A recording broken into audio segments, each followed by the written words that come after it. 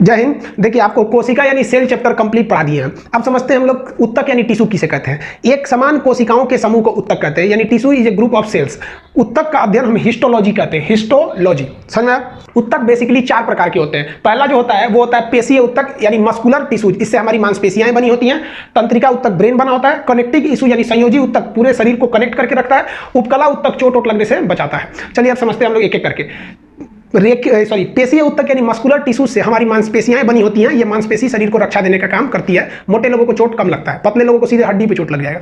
अब ये मांसपेशी 3 प्रकार की होती है। एक होती है रेखीय मांसपेशियां, इसे हम लोग हिंदी में ऐच्छिक मांसपेशी भी कहते हैं, क्योंकि ये हमारी इच्छा अनुसार चलती है, इसलिए इसे इंग्लिश में वॉलेंट्री मसल्स कहते हैं। इंग्लिश में वॉलेंट्री मसल्स, ऐच्छिक मांसपेशियां या रेखीय मांसपेशियां। इस मांसपेशी की एक विशेषता भी है तो एक खराबी भी है। विशेषता ये कि यह हड्डी से जुड़ी होती है और हमारी इच्छा अनुसार काम करती है, जैसे हाथ पैर सबकी मांसपेशी है, इच्छा अनुसार काम करती है। लेकिन ये ज्यादा काम करा दीजिएगा ना तो थक जाती है। और मांसपेशियों में थकान लैक्टिक एसिड की वजह से होता है। याद रखिएगा, मांसपेशियों में थकान लैक्टिक एसिड। हमारी इच्छा अनुसार तो काम करेगी, हड्डी से जुड़ी रहती है, लेकिन थक जाएगी ज्यादा काम करने से। थकान किसकी वजह से होता है? लैक्टिक एसिड के कारण। अब ये समझते हैं और एक ही मांसपेशियां। ये मांसपेशियां जो होती हैं ये हमारी इच्छा अनुसार काम नहीं करती है, अतः इन्हें अनऐच्छिक मांसपेशियां कहते हैं। ऐच्छिक मांसपेशियां हड्डी से जुड़ी नहीं रहती हैं, जिस वजह से हमारी इच्छा अनुसार काम नहीं करता है। जैसे हमारा किडनी है, हमारा लीवर है, हमारा पेट है, हमारी आंतें हैं, ये हड्डी से नहीं जुड़ी हैं। ये हमारी इच्छा अनुसार काम नहीं करता है। जैसे मान लीजिए आप खाना खा लिए और आप कहेंगे कि नहीं, इसको तुम रात 9 बजे के बाद पचाना, मानेगा वो? तुरंत पचा देगा। तो वो हमारी इच्छा अनुसार काम नहीं करती है। लेकिन इनकी एक खासियत है, ये थकती भी नहीं है। अगर इनको कहिए थक, हमें पता चला रात में किडनी भी सो गया, ले रात में दिल भी सो गया, फेफड़ा भी सो गया, कभी नहीं थकता है। जब से पैदा हुए लोग फेफड़ा ऐसे सांस ले रहा है, थकता ही नहीं है। कोरोना में थक जाता है, सांस लेना छोड़ देता है, आदमी मर जाता है। तो ये मांसपेशियां थकती नहीं है। अब समझिए, इन्हीं और रेखीय मांसपेशियों का एक कैटेगरी होता है कार्डियक मसल यानी हृदयक पेशियां। हृदयक पेशियां इस अरेखीय का ही एक कैटेगरी है जिसका दिल बना होता है। दिल एक अलग प्रकार के मांस का बना होता है, उसे हम हृदयक पेशी या कार्डियक मसल कहते हैं। इन तीनों प्रकार की मसल को मिला देते हैं तो बनता है पेशीय उत्तक, जो उत्तक का एक प्रकार है। दूसरा प्रकार समझते हैं तंत्रिका उत्तक यानी न्यूरॉन टिश्यू। इससे हमारा ब्रेन बना होता है। न्यूरॉन टिश्यू से हमारा ब्रेन बना होता है और ये ब्रेन में होते हैं सब।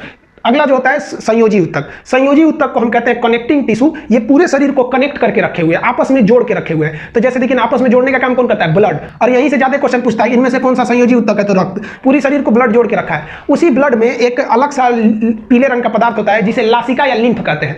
लासिका या लिम्फ दोनों ब्लड के साथ ही रहते हैं। अब इसी संयोजी उत्तक यानी कनेक्टिव टिश्यू में आता है आपका बोन यानी हड्डी, और नरम हड्डी को हम क्या कहते हैं? कार्टिलेज यानी उपास्थि से अस्थि कहते हैं। यानी पूरी शरीर को जोड़ने वाला काम ग्रुप में याद रखेंगे। ब्लड, उसके साथ कौन हो जाएगा? लिम्फ।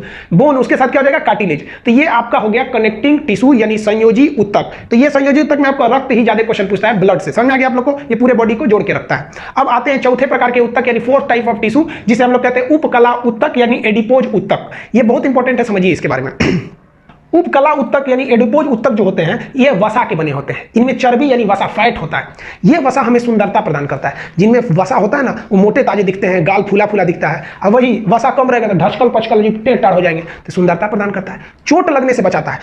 देखेंगे जिम में जाइएगा तो पूरे छाती पे मांस भर जाता है, ये मांस भर जाता है, मारिएगा तो चोट ऊपरे रह जाएगा। और हमारे तरह दुबला पतला आदमी को मारेंगे सीधे तो दिल पे चोट लग जाएगा, फेफड़ा पे लग जाएगा। तो वसा हम लोग को सुरक्षा भी देता है। समझा? वसा का एक और महत्वपूर्ण काम होता है कि वो हमें ठंड से बचाता है। देखिएगा, जिसमें वसा ज्यादा रहेगा उसको ठंडा कम लगता है। तो यानी मोटे चीज में ठंडा कम लगता है। अब महिलाओं में जो पुरुषों के तुलना में 20% वसा यानी फैट ज्यादा होता है, 20% वसा उनमें ज्यादा होता है, इसलिए महिलाओं को ठंड कम लगता है पुरुषों की तुलना में। आप देखिएगा ठंड के दिन में शादी ब्याह में देखिएगा पुरुष पूरा दुनिया भर का मफलर लपेट रहेगा, कोट पहने रहेगा, तभी इसी से कांपेगा। और उसी की पत्नी को देखिएगा, महिला को साड़ी पहन लेगी, उसी में झमकाएगी, और पिछवा ना इसे काट लेगी, इतना बड़का लगेगा एयरपोर्ट है पूरा, उसको ठंडा नहीं लगेगा। और थोड़ा आप निकलिए तो वैसे ही ठंडी के दिन में मार देगा, वहीं गिर जाइएगा। तो ये वसा का बहुत महत्वपूर्ण काम है। ये वसा कहाँ रहता है? उपकला उत्तक में रहता है। तो एक वसा का काम समझ गए। ऊंट का जो कुबड़ होता है ना, कुबड़, तो लोग कहते हैं उसमें पानी भरा रहता है। पानी नहीं रहता है, ऊंट के कुबड़ में वसा रहता है। ऊंट के कुबड़ में क्या होता है? वसा। आदमी का जो पेट होता है, पेट, ये पेट जो होता है इसमें खाना थोड़ी भरा रहता है, वसा भर जाता है। देखिए जिसका तोन निकल जाता है उनमें क्या होता है? वसा भर जाता है। मेरा भी निकल रहा है थोड़ा थोड़ा। तो देखिएगा जिनका पेट निकला है ना, वो बेचारे 10 दिन से भी भूखे रहेंगे ना तो उनका पेट निकला ही रहेगा, क्योंकि उनमें क्या भर जाता है? वसा भर जाता है। हमारे चमड़ा के ठीक नीचे उपकला उत्तक यानी एडिपोज उत्तक, इसे इपिथेलियल भी कहते हैं, ये पाया जाता है। जब आदमी बूढ़ा होता है तो ये उपकला उत्तक घट जाता है। तो चमड़े के नीचे से उपकला उत्तक खत्म हो जाने से वसा की कमी हो जाती है और ये चमड़े झुर्री पड़ जाते हैं। तो बुढ़ापे में जो झुर्रियां पड़ती हैं वो उपकला उत्तक के घटने से वसा घट जाता है और चेहरे पे क्या पड़ जाती हैं? झुर्रियां पड़ जाती हैं। तो आप उत्तक के चारों प्रकार समझ गए। पेशीय उत्तक की मांसपेशियां बनी होती हैं, तंत्रिका उत्तक का ब्रेन बना होता है, संयोजी उत्तक ब्लड, उसके साथ लिम्फ, बोन, उसके साथ कार्टिलेज, और उपकला उत्तक की वसा। वसा के काम क्या क्या थे हम समझा देंगे आपको। आप इसका एक स्क्रीनशॉट लीजिए, फिर नेक्स्ट वीडियो में हम आगे के चैप्टर को समझेंगे।